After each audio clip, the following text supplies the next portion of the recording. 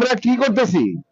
আমরা এই জন্য কি এই ছাত্র জনতার আন্দোলন হয়েছিল যে আমরা ঘরে ঘরে কোবাকুবি মারামারি দোকানপাট দখল এই জন্য হয়েছিল?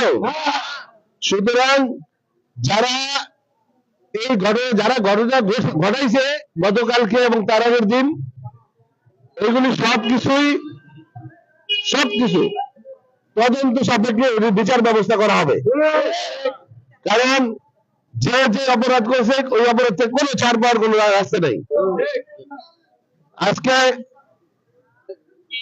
আমি কালকে রাতের থেকে খুব বেশি উদ্বিগ্ন না, আমি সবাইকে বোঝাই বলছি, বলার পরেও আমি দেখলাম যে আমি যা শুনছি এইগুলি সবগুলি যে যে অপরাধ করছে, যেমন এই ছেলেটা মার খাইছে, এই ছেলের হাত ভাঙা, এই ছেলের হাত ব্যান্ডেজ করা, এই যে এরকম যারা ইনজুরি হয়েছে, এটি প্রত্যেকটা মামলা হবে,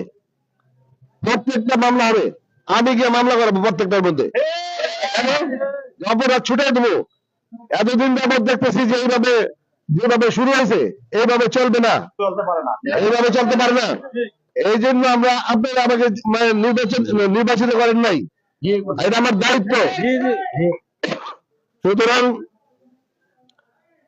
আজকে এখন থেকে আমি সাবধান করে দিলাম, আর যদি এরকম আরেকটা ঘটনা ঘটায় কেউ, তাহলে ওর বিরুদ্ধে সরাসরি শত শত লোক নিয়ে আসে ওর বাড়ি ঘটনা ঘটায়। কারো বাড়িতে যদি যায় কেউ, কারো বাড়িতে যদি কেউ কোনো ধরনের হুমকি দেয়, কোনো ছাড় নাই, খালি মোবাইলে রেকর্ডিং করে রাখতে হবে, আর কিছু না, প্রমাণ রাখতে হবে, আর কিছু লাগবে না, এটুকু প্রমাণ থাকলে হবে, বাকিটা আমরা করবো। আমরা জানি কি করতে হয়, কিভাবে শান্ত করতে আমরা জানি। কিন্তু সুতরাং আমি এই বলে বিদায় নিচ্ছি, এই জন্য যে আমার আরো কয়েক জায়গায় যেতে হবে।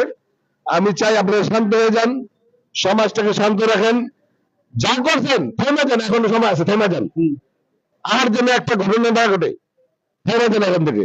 সবাই ভালো থাকবেন। আসসালামু আলাইকুম।